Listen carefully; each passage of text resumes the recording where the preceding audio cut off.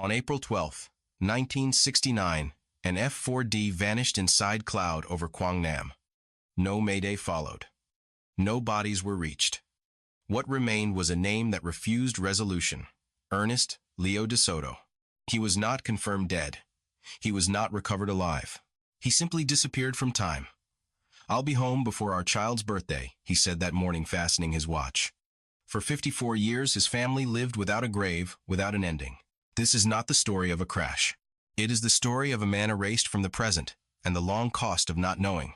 Ernest Leo de Soto woke before dawn at Davis-Monthan Air Force Base, not because duty required it, but because his body no longer accepted sleep past first light. The desert cooled overnight, and in those minutes before sunrise, the air still carried weight and still pressed against skin. He liked that hour. It belonged to him.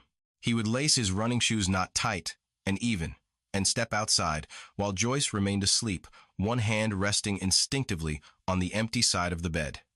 He ran the same route every morning, past the low stucco houses, past the trimmed gravel yards, past the corner where the base road curved just enough to hide the mountains until the final stretch.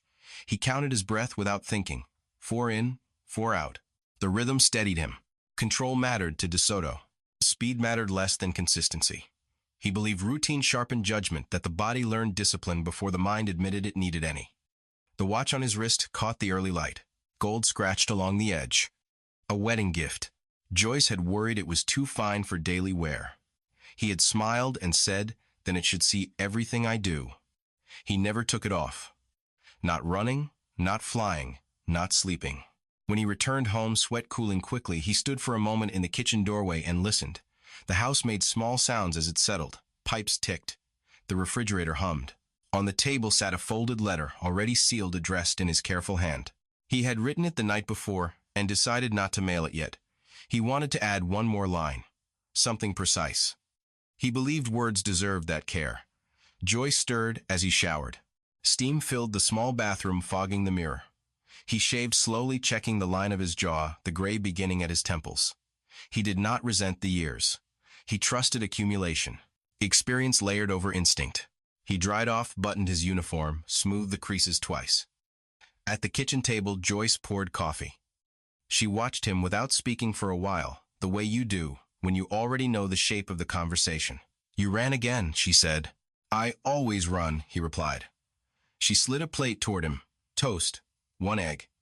He ate with the same restraint he brought to flight briefings. No rush, no waste. "You don't have to wear the watch," she said, nodding toward his wrist. "You know that." He smiled. "I like knowing where I am in time." She shook her head, half amused, half resigned. Joyce had learned that Ernest's explanations were rarely complete. He lived inside a framework of logic that worked for him and only partly translated outward. On the counter sat a stack of books. He read philosophy of education at night, not novels, not newspapers. Dewey, Piaget. Marginal notes filled the pages. He believed teaching was an act of responsibility, that knowledge imposed obligation. When Joyce once asked why he didn't read something lighter before sleep, he answered, "Because I'm not trying to forget the day. I'm trying to understand it." He had spoken often about what came next. After service. After the sky loosened its hold on him. He imagined classrooms with open windows, chalk dust on his hands. Questions that did not require evasive answers. He never spoke of escape, only of transition. That morning, as he reached for his cap, Joyce touched his arm. "You promised," she said. He turned. "I know. Before the birthday." "I know," he repeated, softer now. The promise sat between them. Simple, measured. He believed in promises that could be kept. At the base, the day unfolded in familiar segments. Briefing rooms smelled of coffee and paper. Maps were smoothed flat corners, held down with metal clips. He listened more than he spoke. Younger pilots watched him without realizing they were doing it. He did not cultivate authority. It accumulated around him anyway. Frederick Hall appeared in his memory that morning without invitation. Training days. The controlled chaos of early sorties. Hall's voice over the intercom, steady, precise. De Soto respected that steadiness. He trusted it. Trust mattered more than friendship in the air, but the two often overlapped. You ever think about stopping? Hall had once asked years earlier, during a long wait between flights. DeSoto had considered the question seriously before answering. I think about finishing. Hall laughed. Same thing. No, DeSoto said. Not always. The aircraft waited on the tarmac, dull gray, against the brightening sky. The F-4D Phantom was not beautiful in the way older planes were, but it was capable, adaptable. DeSoto appreciated machines that responded honestly to input. He ran his hand along the fuselage as he passed, feeling heat already building. Inside the cockpit, the world narrowed. Switches, dials. The seat firm beneath him. He adjusted the harness, checked the instruments in the same order every time. He did not believe in shortcuts. He believed in repetition until error had no room to enter. As engines came alive, vibration traveled through bone and muscle. He felt it settle behind his eyes. Familiar. As in action like the backs, engines. Engines had in digrade be. Grounded. This was where his certainty lived. The mission that day was not unusual in scope. Weather complicated things, but weather always did. He noted cloud cover, visibility reports, fuel calculations. He trusted data when it aligned. When it didn't, he trusted judgment shaped by hours logged and decisions survived. Before takeoff, he glanced once more at the watch. Habit, not superstition. Joyce's voice returned to him unbidden. Before the birthday. In the air, the desert fell away. Mountains flattened into shapes he recognized without needing to name. Radio chatter flowed, then thinned. He led without asserting it. Others adjusted around him. Later, much later, people would search backward through this morning, looking for signs. Something he missed. Something he felt. But that day contained no drama, no omen. Only a man moving through practiced motions, confident, not because he felt invincible, but because he had prepared. At altitude, cloud banks formed ahead, thickening into something less predictable. He adjusted course slightly, communicated clearly. The sky did not argue. Not yet. What mattered in those hours before everything broke was how ordinary his life still felt to him. The run. The coffee. The book waiting on the bedside table. The letter on the kitchen counter still unsent. He thought briefly of Joyce opening it. He had written about nothing important. The way the light shifted in Tucson. A line about the children laughing the night before. He intended to add one sentence at the end. Something like, I'm exactly where I said I'd be. In the cockpit, surrounded by sound and motion, Ernest Leo DeSoto believed he knew where he was. He believed that knowledge earned carefully over years could hold. The mission ended before it ever fully began, and that abruptness would matter later. Ernest Leo DeSoto noticed the shift during the briefing in the way the weather officer stopped qualifying his sentences. Cloud cover was thickening faster than expected. Visibility over the target area was degrading. The words probable and manageable disappeared from the room. The order came cleanly. Abort. Return to base. Copy, DeSoto said, into the microphone voice level. There was no disappointment in him, no sense of a lost opportunity. Abort missions were part of the rhythm of flying. He trusted that rhythm. He trusted the idea that caution was not weakness, but structure. He adjusted course with the same calm precision he had used to lace his running shoes that morning. Inside the cockpit, the air felt different once they turned. Not dangerous, just compressed. Instruments glowed against the gray light, filtering through the canopy. Frederick Hall's voice came through the intercom, measured as always. Navigation checks out. Maintain spacing, DeSoto replied. The clouds ahead were not layered politely. They rose in uneven mass, thick enough to erase depth and distance. The horizon dissolved. Outside reference vanished, replaced by a uniform gray that gave the eye nothing to hold. DeSoto relied on instruments without hesitation. This was not new. This was training made real. As they climbed, he adjusted trim and monitored airspeed. The Phantom responded, but with a slight heaviness that caught his attention. He made a small correction, then another. Nothing dramatic, just the steady work of staying ahead of the aircraft. The lead plane ahead of him blurred, then slipped entirely from view. Lead radio check, DeSoto said. Static answered him. Thin, empty. He waited a breath, then tried again. No response. Hall, he said, confirm you're seeing the same. I've lost visual, Hall replied. Instruments stable. DeSoto slowed his own aircraft slightly, careful not to compress spacing blindly. He checked altitude, then checked it again. Numbers held. He trusted them, but trust did not mean complacency. He adjusted climb rate, aiming to clear the densest part of the cloud layer. That was when he felt it. Not a sound exactly. A pressure shift subtle but wrong, like something yielding somewhere it shouldn't. "Did you feel that?" Hall asked. "Yes," DeSoto said. His hand tightened on the controls. He ran through possibilities quickly. Turbulence, wake disturbance, instrument anomaly. None fit perfectly. He increased power, then eased it back, watching for response. The aircraft lagged, then complied. They were still blind. Another call went unanswered. The absence on the radio began to feel heavier than the cloud itself. DeSoto made a decision. Gain more altitude. Height created margin. Margin created options. He pushed the throttle forward, monitoring climb rate closely. The aircraft responded, but the climb felt sluggish. Cloud thickened instead of thinning. Moisture streaked across the canopy, warping what little light filtered through.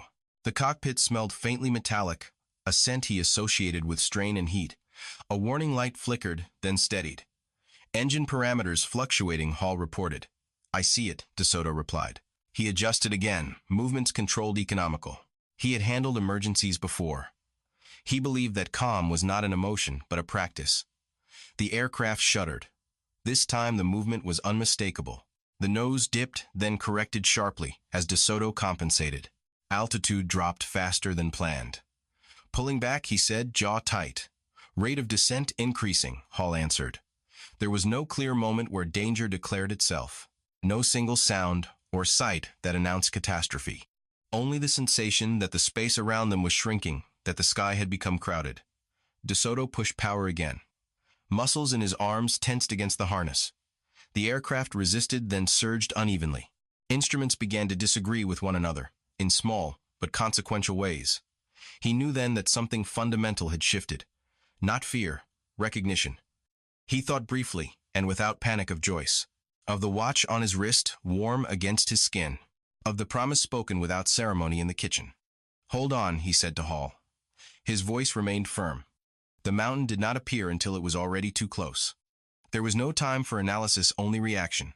The aircraft clipped the slope momentum, tearing metal apart in violent sequence. Sound and force collapsed into a single instant. For Ernest Leo DeSoto, that instant closed the distance between intention and consequence. Above the impact site, cloud thinned briefly, just enough. Other aircraft circled. Pilots leaned forward in their seats, eyes searching downward through gaps that opened and closed without warning. Someone saw it first. There, a voice said over the radio, "I see the wreckage. Coordinates were marked. Passes were made." The sight was unmistakable. Metal scattered across a steep incline. Trees snapped, stripped of branches. Darkened earth scarred in a line that told the story of speed and weight. But there was no movement. No signal. No response to calls sent downward into the void. Search and rescue assets were alerted. Plans formed quickly, then unraveled just as fast. The area below was hostile. Terrain was unforgiving. Cloud closed again, sealing the mountain from view. A SAR commander listened to reports, eyes fixed on the map. He traced the contours with his finger, calculating angles and risk. He knew what every minute might mean for two men on that slope. He also knew what losing another aircraft would mean. Fuel limits intruded. Threat assessments hardened. "Pull back," he ordered finally. "We can't go in." The decision was recorded, time-stamped, filed. At Davis Monthan the sun set, as it always did, bleeding orange into the desert. Joyce DeSoto moved through the house, without purpose, starting tasks and abandoning them midway. The letter still sat on the kitchen counter. She did not open it. She did not move it. The phone rang after dark. One ring too many, before she answered. "This is the Air Force," the voice said. She listened carefully, standing very still. She asked one question. "So, you don't know where he is?" A pause followed. Not silence, but something close enough to feel like it. "He's missing," the voice said. "We don't have confirmation." Missing. The word lodged itself in Joyce's chest, refusing to settle. That night, Ernest Leo DeSoto became a status. Missing in action, not alive. Not dead. A designation that suspended him between hope and grief. On the mountain, rain began to fall. Light at first, then steadier. Water traced paths through disturbed soil. carrying fragments downhill. Metal cooled. Smoke dissipated. The environment began to erase what it could. No beacon activated. No flare burned. Nothing rose to answer the question that would haunt reports and families alike. Had there been moments after impact breath awareness? That question found Joyce in the dark hours. It changed the way she slept, the way she listened for footsteps, the way she answered the phone for decades to come. I can't pretend I know what it felt like for him in those final seconds. Only that everything he had practiced for years narrowed into one decision made without spectacle. From the air, the sight remained visible for a short time. Then weather returned heavier than before. Clouds sealed the slope completely. Search flights thinned, then stopped. Coordinates were archived. Maps folded away. De Soto's watch did not come home. His aircraft did not come home. His body did not come home. What returned instead was waiting. For Joyce, days lost shape. Calendars filled and emptied. Birthdays arrived and passed with a chair left empty. The promise he had made remained suspended, unbroken, only because it could not yet be tested. Ernest Leo de Soto did not come back from that mission. He also did not fully leave. His life halted mid-motion, caught between a morning run in the desert and a mountain slope hidden beneath cloud, where answers could be seen from above but never reached. For Ernest Leo de Soto, time did not pass in the way it did for the living. It did not move forward. It accumulated. Years layered over the mountain, where his aircraft had fallen each season, adding weight rather than distance. Rain pressed soil downward. Roots tightened around fragments of metal. Cloud returned so often that the slope learned the habit of concealment. On paper, his case remained open. In reality, it slept. By the mid-1990s, the world around his disappearance had changed enough to make the mountain reachable again, not physically, but politically, administratively, patiently. In 1,995 coordinates, recorded decades earlier, were lifted back into relevance. Maps were unfolded. A point in Quảng Nam was circled again, not because anyone expected answers to be waiting intact, but because waiting itself had become unacceptable. For De Soto, this was the first shift since the day he vanished. Not a return, not a resolution, just attention renewed. A joint team stood at the edge of the site for the first time that year. They did not see him. They saw the consequences of velocity and gravity. Twisted aircraft skin. Sections of frame embedded at unnatural angles. The mountain had not rejected the wreckage. It had absorbed it. But to the D's from Penn, the wreckage scape, metal fragments bore scorch marks, dulled by decades of exposure. Numbers stamped into components remained faintly legible. Proof of identity without proof of outcome. A researcher from the Defense POW, MIA accounting agency, crouched near a partially exposed section of fuselage. He ran his glove across it, careful not to disturb more than necessary. For him, De Soto was not a pilot yet. He was a case file with coordinates and unanswered fields. But for Joyce, when she received word that the site had been visited, Ernest became present again, in a way that hurt differently. Not gone, not returned. Located. Does that mean they found him? She asked over the phone. No, the voice answered. It means we're closer to understanding. Understanding was a word Joyce had learned to mistrust. The first investigations were limited. Terrain resisted intrusion. Steep slopes and unstable ground made excavation dangerous. What the teams could safely collect were surface indicators. Fragments of the F-4D. Pieces of equipment consistent with flight gear. Items that confirmed the aircraft's identity without revealing the fate of the men inside it. No clear remains were visible. No personal effects that could be unquestionably tied to De Soto's body. Reports were written carefully. Each sentence avoided speculation. The absence of findings was documented with as much precision as discoveries. For De Soto, absence had become his defining feature. Years followed with little visible change. Attempts were made, equipment improved, teams returned and withdrew. The mountain yielded nothing that could close the distance between evidence and certainty. Time worked against the body. Bone decayed. Organic material scattered. What had once been contained within an aircraft now belonged to weather and terrain. For Joyce, updates arrived sporadically. Each one reopened the same wound in a slightly different shape. They found more wreckage. They're planning another visit. We don't have enough yet. She marked the calls by where she was standing when she received them. Kitchen. Living room. Porch. Places Ernest had once occupied casually, without knowing they would become points of record. By the time the calendar turned past 2000, De Soto had been missing longer than he had been alive at the time of his disappearance. His children aged into adults, carrying a version of him constructed from stories and photographs. His watch, wherever it lay, continued to measure time without regard for meaning. In 2021, the approach changed. Rather than brief visits, constrained by external teams, trained Vietnamese recovery units were deployed to work the site with sustained focus. They moved deliberately, cutting narrow paths into terrain that had reclaimed itself thoroughly. They did not search broadly. They searched, specifically guided by decades of accumulated data. For De Soto, this was the closest the living had come to him since 1969. Digging began, where logic suggested fragments would have traveled after impact, downhill. Along natural channels where water would have carried lighter material, the work was slow. Soil was sifted by hand. Nothing was rushed. Then something appeared that did not belong to the mountain. A fragment of bone. Small. Weathered. Indisputably human. Work stopped immediately. Protocol took over. Coordinates were marked. Photographs taken. The fragment was lifted with care that bordered on reverence. More followed.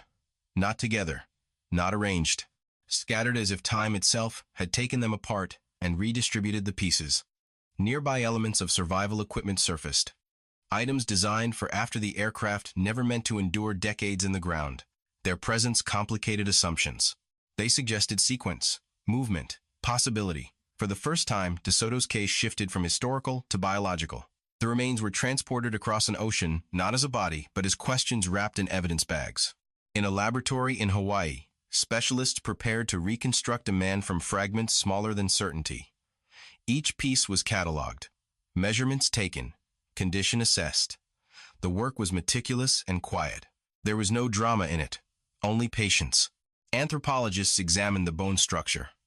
They compared what they could determine age, range, stature, injury patterns with military medical records preserved for exactly this purpose. De Soto's file was opened again, its pages handled carefully despite their age. Dental records were consulted, then set aside. They did not align cleanly. Too much time. Too much degradation. DNA analysis followed. Samples were extracted with techniques refined for cases like his cases, where degradation was expected, where material had endured heat, moisture, and years of chemical change. Mitochondrial DNA provided maternal line comparison. Y chromosome markers narrowed paternal lineage. Autosomal profiles added specificity. For De Soto, this was the first time his identity was tested rather than assumed. Results took time. Weeks folded into months. Each delay carried weight for Joyce, who had learned that waiting could stretch indefinitely if allowed. When the call finally came, it did not begin with ceremony. "Mrs. De Soto," the voice said, "we have confirmation." She closed her eyes before asking the question. "It's him," the voice continued. "We're certain." Certainty. A word that landed heavily after decades without it. The date, March 23, 2023, entered her memory with unusual clarity. She remembered where she sat, how her hands trembled slightly, how relief and grief did not arrive separately but as a single, indivisible sensation. For Ernest Leo De Soto, identity was restored before remains returned. His name reattached to matter. His disappearance narrowed into an event rather than a condition. I can't pretend to know what it meant for him to be reduced to fragments only, that science did what time could not call him back into specificity. The mountain had given up enough. Not everything. Not answers to every question. But enough to end the suspension.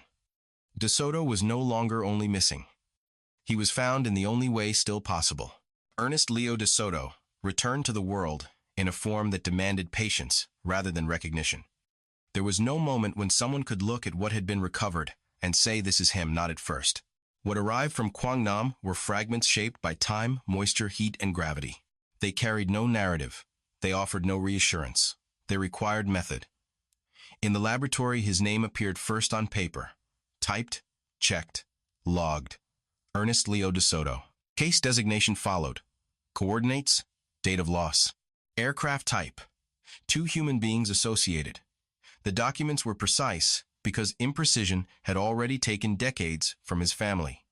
Nothing about this phase allowed haste. The room was controlled in every way De Soto himself would have appreciated. Temperature stable, lighting calibrated, surfaces clean and cleared. When evidence bags were opened, they were opened one at a time, not because ceremony demanded it, but because contamination did not forgive carelessness. Gloves were changed repeatedly. Tools were cleaned between each contact. The work advanced by inches, not leaps. A forensic anthropologist lifted the first fragment and rotated it slowly beneath the light. The bone surface was altered beyond familiarity, edges softened by erosion, color transformed by minerals leached from soil over decades. This was not preservation. It was survival under pressure. Measurements began immediately. Length, thickness, curvature, density. Each value was recorded, then recorded again by a second observer. Data was cross-checked against reference standards before comparison even began. Only after that did De Soto's medical file come into play. That file had been created without any expectation of this use. Height recorded at intake. Weight ranges noted annually. Minor fractures documented from training incidents. Dental work listed carefully. A body mapped for routine readiness, now serving as a guide for reconstruction. Some fragments aligned readily. Proportions matched expected stature. Others resisted certainty. One suggested an age range that overlapped but did not confirm. Another carried trauma signatures, consistent with extreme force, but not diagnostic on its own. Nothing spoke clearly in isolation. The anthropologist set pieces aside, in tentative groupings, not conclusions. This stage was about elimination, not declaration. About what De Soto could not be before stating what he was. In a separate workspace, DNA specialists prepared samples. They approached the material with realistic expectations. Decades in a tropical mountain environment degrade genetic material aggressively. Heat fractures strands. Moisture invites microbial damage. Time does not negotiate. Extraction methods reflected that reality. Procedures designed for degraded samples were employed from the start. Nothing experimental, nothing improvised. This case did not allow guesswork. Mitochondrial DNA was isolated first, chosen for its resilience rather than its precision. It traced maternal lineage narrowing possibility without naming identity. When results returned, they did not conclude the case, but they removed wide margins of doubt. Y chromosome analysis followed mapping paternal lineage markers. The profile aligned with expectations drawn from genealogical records. The overlap was significant, still not sufficient. Autosomal DNA was the final step. The most fragile, the most specific, the most demanding. For that comparison, material from the living was required. Bradley De Soto answered the request himself. The call reached him on an ordinary afternoon. There was no preamble that could soften what the request implied. "Yes," he said. "Tell me what to do." His participation was procedural, but the meaning was not. His genetic material would serve as a bridge between fragments and certainty, between past and present. When the results came back, they aligned completely. Not statistically probable, definitive. "This is Ernest Leo De Soto," the lead analyst stated. The sentence carried no emotion, because emotion would have compromised its authority. This was not closure, it was confirmation. Yet forensic reconstruction does not stop at identity. It continues into sequence and mechanism.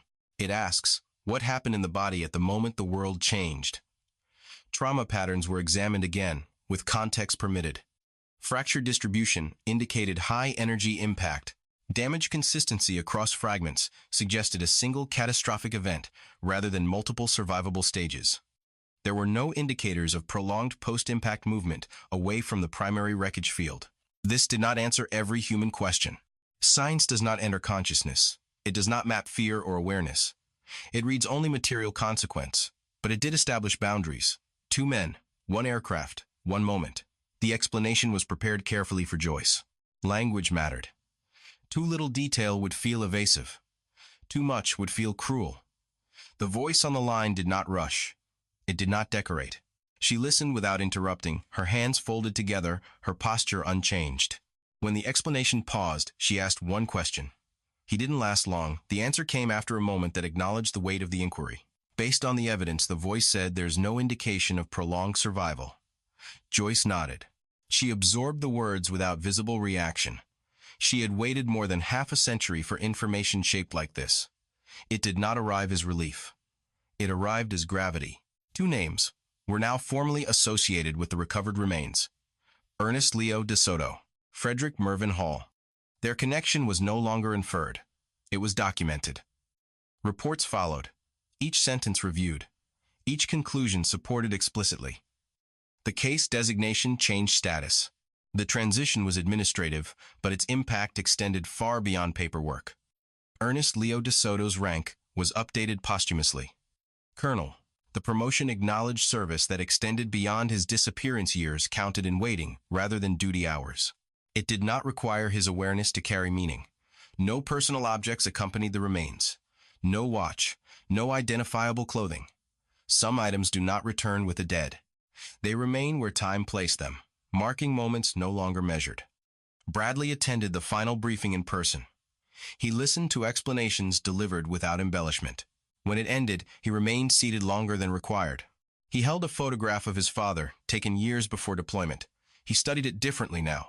He looks like someone who believed things would line up eventually, Bradley said quietly. No one corrected him. Forensic reconstruction did not give the family peace. It gave them limits. It ended speculation by replacing it with fact. It narrowed the story to what could be said honestly. I can't say this repaired the damage of waiting, only that it stopped time from stretching the wound further. Ernest Leo de Soto was no longer a question without shape. He was identified, accounted for, and prepared at last for the journey home. The call came in the afternoon, when Joyce de Soto was seated at the small table by the window, sorting papers she no longer needed, but could not throw away. Light filtered through the glass at an angle that reminded her of Arizona winters, bright but restrained. Her hearing had dulled with age, yet she recognized the tone of the phone before lifting it. Some sounds do not fade. Mrs. de Soto, the voice said, careful practiced. This is the Department of Defense. She did not ask them to repeat themselves. She did not correct how they said her name. She wrapped one hand around the receiver and waited. We have completed the identification, the voice continued. We are calling to confirm that we have accounted for Colonel Ernest Leo de Soto. The word accounted landed heavily. It was not the word she would have chosen, but she understood why they used it. It was a word designed to hold weight without spilling. Joyce closed her eyes. For a moment, she smelled coffee that was not there. Heard the soft scrape of a chair pulled back from the table decades earlier. It's him, the voice said, more directly now. She exhaled a sound halfway between breath and something held too long. I know, she replied, surprising herself. I've known. There was a pause on the line. Not confusion. Respect. The explanation followed, measured, factual. She listened without interruption, fingers tracing the edge of the table, grounding herself in texture. Bone fragments. Comparison. Confirmation. Dates spoken aloud so they could no longer drift. March 23rd, the voice said. 2023. Joyce repeated the date under her breath, as if memorizing it were an obligation. When the explanation reached its natural end, she asked one question. He didn't wait, she said. Not a question exactly. An offering. No, the voice answered. The evidence doesn't suggest that. Joyce nodded. She did not thank them. Gratitude felt misplaced. What she felt was something closer to completion than comfort. After the call, she remained seated. The house around her felt unchanged, and yet every object had shifted its meaning. The chair Ernest once leaned back in. The cabinet where his flight gloves had rested briefly, before being moved again, then stored somewhere she could no longer remember. She reached for the letter that had never been mailed. The envelope was yellowed, now edges softened by time. She had read it years earlier, then folded it back into itself, returning it to its place as if doing so preserved a version of him still in motion. That afternoon, she read it again. It did not contain anything important. He wrote about the heat, about a book he was reading, about the children's laughter carrying down the hallway. He ended it without the sentence he had planned to add. Joyce folded the letter slowly. For the first time, she placed it back into the envelope without hesitation. News traveled outward from her phone call, not in a wave, but in careful steps. Bradley de Soto received the call next. He listened with a stillness that mirrored his mother's. He had grown used to answers arriving incomplete. This one did not. So he's coming home, he said. Yes, the voice replied. If you're ready. Bradley thought of his father not as a body returning, but as a presence, re-entering a life that had reorganized itself around waiting. He wondered briefly whether readiness mattered. Yes, he said, we're ready. For the family of Frederick Hall, the call carried similar weight, but different shape. Two lives intersected again after decades apart, linked by fact rather than assumption. Their stories aligned without competing. For Ernest Leo de Soto, truth arrived without fanfare. It did not announce itself loudly. It settled. Joyce began to sleep differently after the call. Not better. Not worse. Differently. The nights no longer carried the same vigilance. She did not listen for footsteps that would never come. She slept through until morning more often than not. I can't pretend to know what it felt like for her to carry that waiting for so long. Only that when it ended, it did not disappear. It changed form. Plans followed. Logistics discussed. Dates chosen. Joyce insisted on attending everything she could despite her age. Despite concern voiced gently by others. I've waited longer than this, she said once firmly. I'll manage. The return was scheduled for late June. Summer as it had been when Ernest left. In preparation, Joyce chose clothes carefully. She selected a dress she had worn years earlier, altered slightly over time to accommodate a body that had aged, while memory remained young. She polished her shoes herself, leaning against the counter for balance. Bradley drove her to the airport. Neither spoke much during the drive. Conversation felt unnecessary. When they did speak, it was to identify landmarks, as if anchoring themselves in the present mattered. At the airport, she stood straighter than her body preferred. She watched the runway intently, hands folded in front of her, posture controlled. When the aircraft carrying Ernest's remains arrived, she did not cry. Her eyes followed the flag-draped transfer with focus. She reached out briefly, fingers brushing fabric, then withdrew. He's home, she said quietly. For Joyce, truth did not erase loss. It gave it edges. It made it possible to say this is where it ends, without imagining alternatives that never occurred. The formal identification, delivered months earlier, echoed now in physical form. This was not a return to life. It was a return to place. In the days that followed, Joyce spoke of Ernest more freely than she had in years. Not in fragments, in full sentences. She told Bradley things she had not shared before. Small habits. His tendency to reread the same page twice before sleeping. The way he adjusted the watch on his wrist before speaking in public. He liked to know where he was, she said. In every sense. Bradley listened, aware that these details were not new but newly available. The official acknowledgement carried weight beyond the family. Two names removed from lists that had defined them by uncertainty. Records updated. A long-held condition replaced by fact. Yet, for Joyce, the most profound change came in a quiet moment, alone in the house. She stood in the kitchen where she had once waited for a door to open. She realized she was no longer waiting. I don't feel lighter, she said later. I feel finished. I can't say that knowing makes grief smaller, only that it gives it a shape that can be held. Ernest Leo de Soto had been gone for more than half a century. In that time, he had existed as a question, a possibility, a held breath. Now he existed as truth, complex, heavy, undeniable. The joy was incomplete. The pain remained.